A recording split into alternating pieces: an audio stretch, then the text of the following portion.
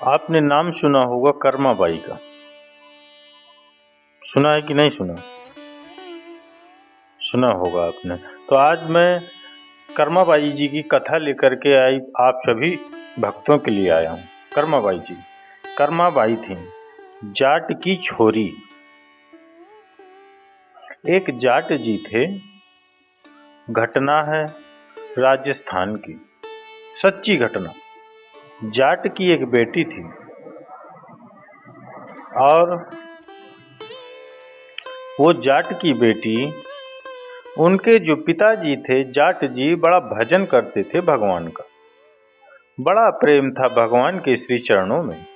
उन्हें भोग लगाना, उन्हें स्नान कराना, उनकी पूजा करना, उनका चिंतन करना, उनका भजन करना, सारी चीजें वे बड़े प्रेम से किया करते थे।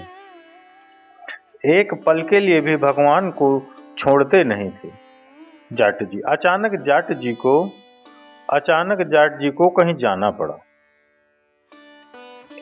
उनके काम से उन्हें जाना पड़ा तो घर में अकेली उनकी बेटी बची। तो पिताजी ने कहा,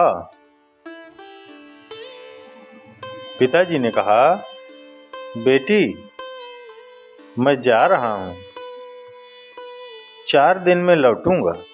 तुम एक काम करना, हमारे जो ठाकुर जी हैं इनकी पूजा किया करना। जाट जी ने समझाया, पूजा कैसे करना है सुनो। पहले स्नान कराना, फिर उन्हें कपड़े पहनाना, फिर उन्हें भोग जरूर लगाना, और सुनो उन्हें खिलाकर ही खाना। ये जाट जी ने कहा, उन्हें खिलाकर ही खाना। ठीक है पिताजी। जाट की बेटी पिता की बात समझ गई कि खिलाकर ही खाना है। पिताजी चले गए। अब शाम भई तो भगवान को अपनी तरह सुलाती है, जैसे स्वयं सोती तकिया लगाकर, उसी तरह भगवान को सुलाती है। सवेरा हुआ तो सबसे पहले नहाती है छोरी। अभी उसकी उम्र ज़्यादा से ज़्यादा 7-8 साल की रही होगी। नहाती है, नहाती है, कपड़े पहनती है और जाकर भगवान के सामने बैठ जाती है। भगवान को स्नान कराती है, भगवान को कपड़े पहनाती है और जल्दी से भगवान के लिए, अच्छा छोटी सी थी, उससे कुछ बनता तो था नहीं कि वो 56 भोग बना सके, तो आज खीचड़ो बना के ले आई। अब खीचड़ा लेकर आई और ऊपर से घी डाल दिया उसने देसी, और भगवान से कहने लगी, हे भगवान खाओ, हे भगवान खाओ। भगवान पिताजी ने कहा था खिलाकर ही खाना, तो उसे ये पता नहीं था कि भगवान कैसे खाते हैं। उसे तो ये लगा जैसे हम खाते हैं वैसे भगवान भी खाते होंगे। देखो, भक्ति सच्ची होनी चाहिए। भक्त जो होता है ना, भोला होता है। भक्त चतुर नहीं होता। जिसके भीतर चतुराई आई, भगवान उसके भीतर से निकल जाते हैं, और जिसके भीतर सरलता और सहजता आ गई, भगवान उसके घर में अपना स्थान बना लेते हैं। अच्छा, आपकी कॉलोनी में कोई चतुर लोग रहें, कोई बहुत होशियार लोग रहें, तो आपको पसंद नहीं होगा इनके बीच में रहना। अरे बड़ा होशियार है, होशियार लोग बड़ा परेशान करते हैं अपनी होशियारी से। और कुछ लोग होते हैं भोले, सरल, सहज। आप किनके बीच में रहना चाहेंगे?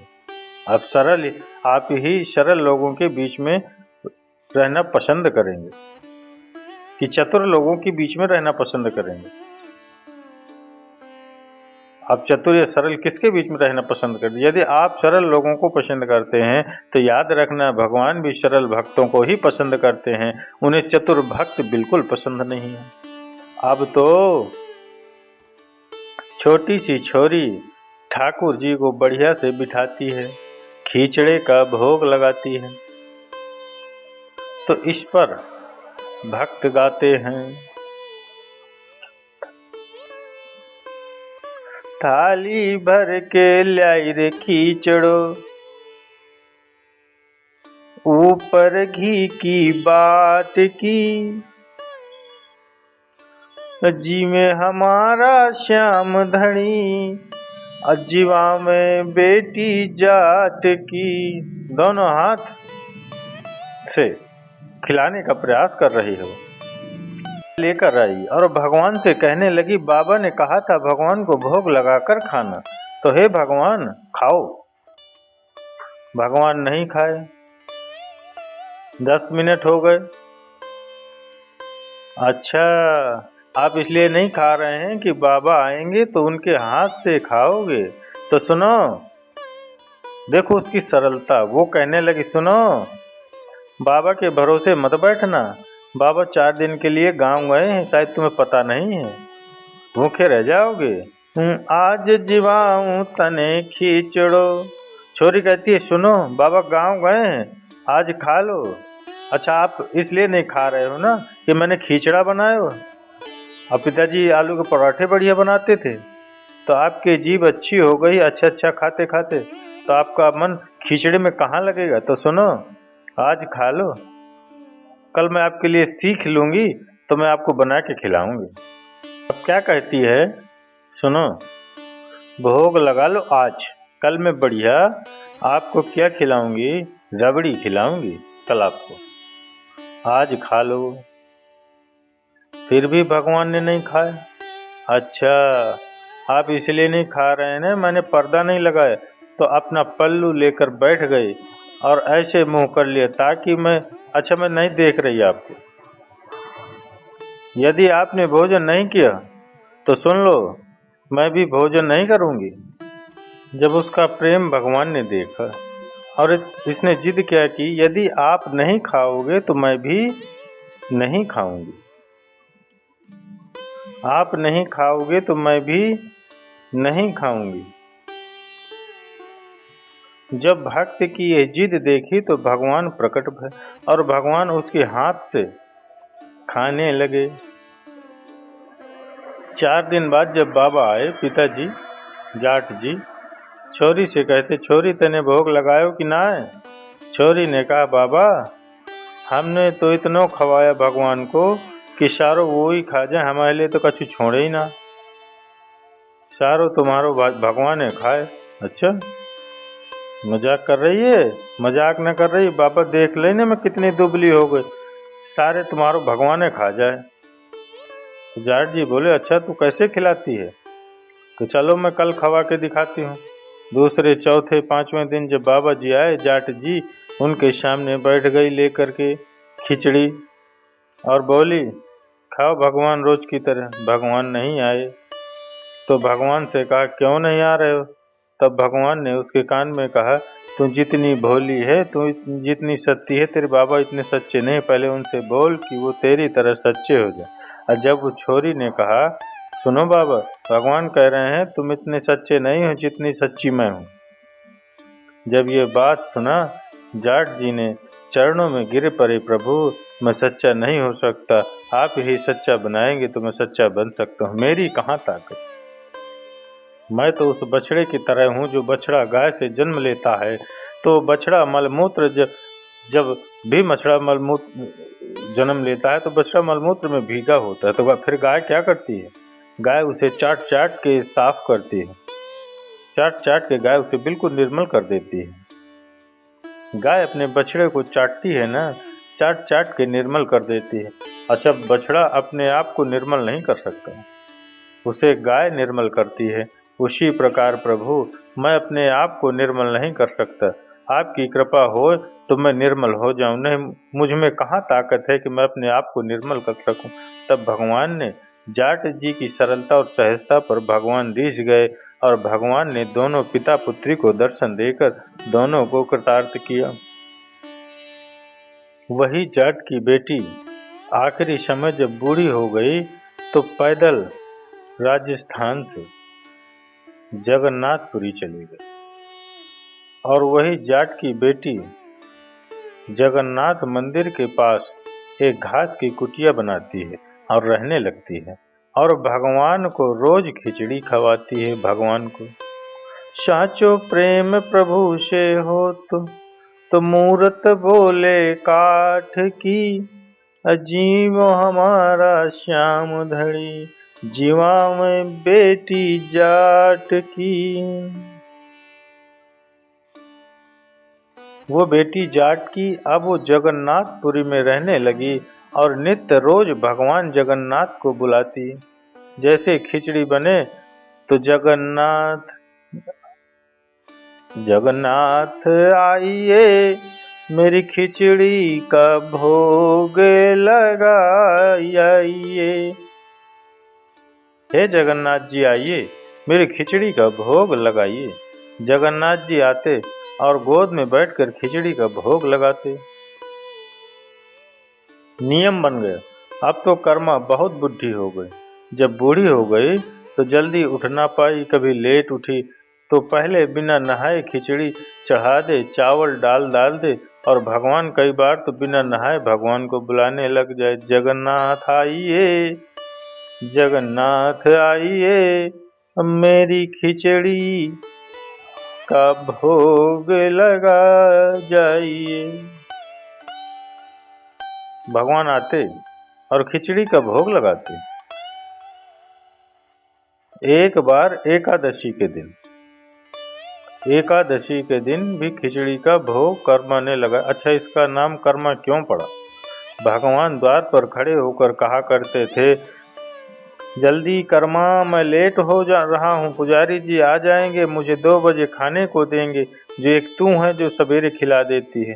जल्दी कर्मा, जल्दी कर्मा, जल्दी कर्मा। भगवान कहते थे, उसका नाम ही पड़ गया कर्मा। कर्मा बाई नाम पड़ गया। तो कर्मा बाई एक दिन जगन्नाथ जी को एकादशी के दिन चावल खिला दिए।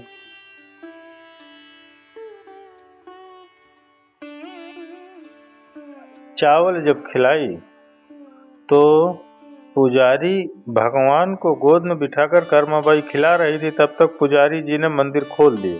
ताली बजाई, भगवान भागे कि यदि मैं यहाँ रहूँगा तो पकड़ा जाऊँगा। खाली लोग कहेंगे कि भगवान चोरी हो गए। जगन्नाथ जी के रोज की कर्माबाई खिलाकर मुंह पोंछती थी, आज मुंह पोंछना भूल गई तो चावल का एक दाना जगन्नाथ जी के ओंठ पर लगा रहा। पुजारी जी ने देखा कि इनके मुख में दाना लगा है चावल का, आज तो एकादशी है तो चावल तो बनेगा नहीं, तो चावल किसने खिलाया? पुजारी जी ने देखा कि चावल गर्म था।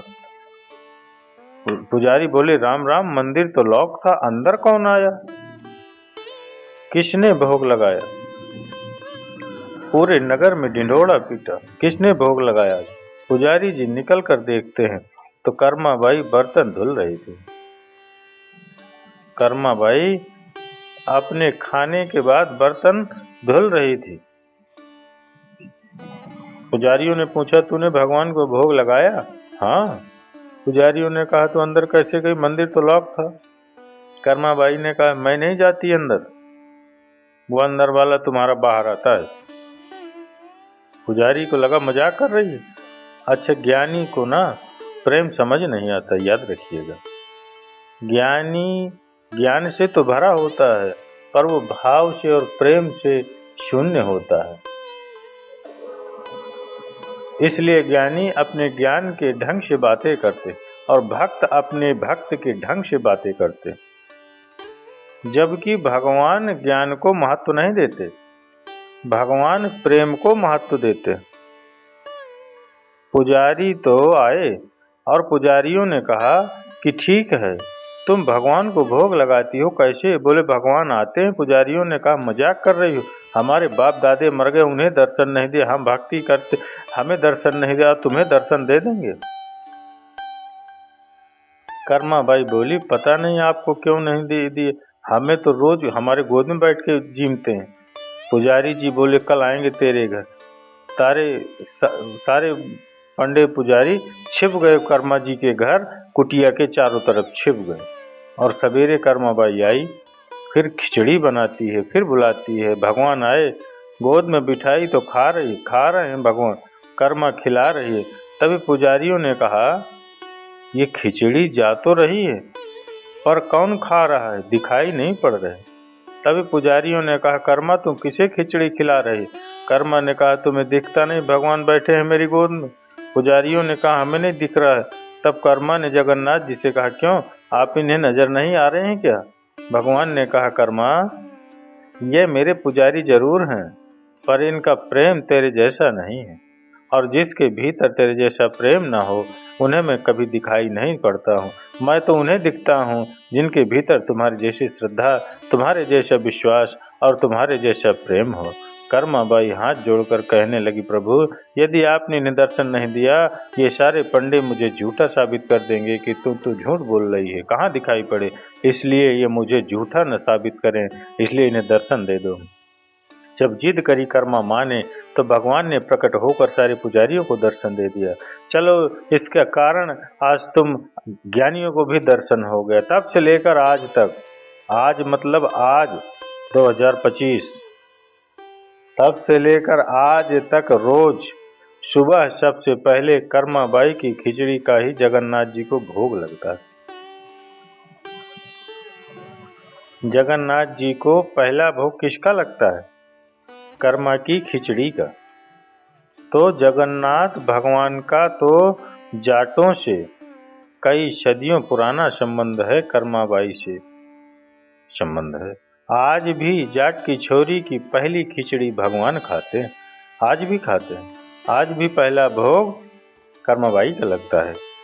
तो भगवान ये नहीं देखते कि तुम्हारी जाति क्या है, भगवान ये नहीं देखते कि तुम्हारा कुल कितना ऊंचा और कितना नीचा है, भगवान ये नहीं देखते कि तुम कितने सुंदर, कितने गोरे और कितने काले हो, भगवान ये नहीं देखते कि तुमसे हिंदी आती है कि संस्कृत आती है कि इंग्लिश आती है। भगवान केवल यह देखते हैं कि मेरा भक्त मुझसे प्रेम कितना करता है। प्रेम ही राम ही केवल प्रेम प्यारा, जान ले ये जू जान हमारा। कोई फॉर्मेलिटी नहीं चाहिए। भगवान प्रेम के भूखे हैं। प्रेम ही एक सार है, और प्रेम है तो सब कुछ है। प्रेम नहीं तो मेरी सारी पूजा बेकार है। यदि प्रेम नहीं, पत्नी ने पति को 56 भोग खिलाए, पत्नी ने पति के सारे कपड़े साफ करके बढ़िया प्रेस करके दे दिए, पत्नी ने पति को सब कुछ दे दिया, परंतु पत्नी ने पति से प्रेम नहीं किया। पति ने पत्नी को सारी शैली दे दी, पति ने पत्नी को सब कुछ दे दिया, परंतु पति पत्नी से प्रेम नहीं करता। तो बताओ, प्रेम के बिना सब कुछ देना बेकार है या नहीं? पति पूरी प्रॉपर्टी पत्नी को दे दे, कहे सब तो दूंगा पर प्रेम नहीं दूंगा, सब दूंगा पर प्रेम नहीं करूंगा। तो आपको पसंद है आपका पति आपको प्रेम न करे, सारी धन दौलत आपको दे, चलेगा? नहीं,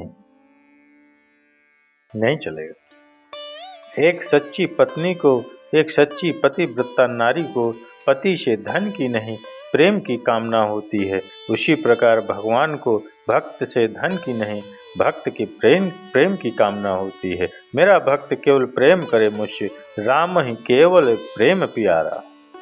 चलिए मित्रों, माताओं, बहनों, मैंने आपको कर्माबाई की एक कथा जो श्रवण कराई, सच्ची घटना, कलयुग की घटना है मित्रों, कर्माबाई की। तो अगर एक कथा अच्छी लगी तो एक लाइक अवश्य करिएगा, और कमेंट्स में जय श्री जगन्नाथ महाराज, जय जय श्री राधे कृष्ण अवश्य लिखिएगा।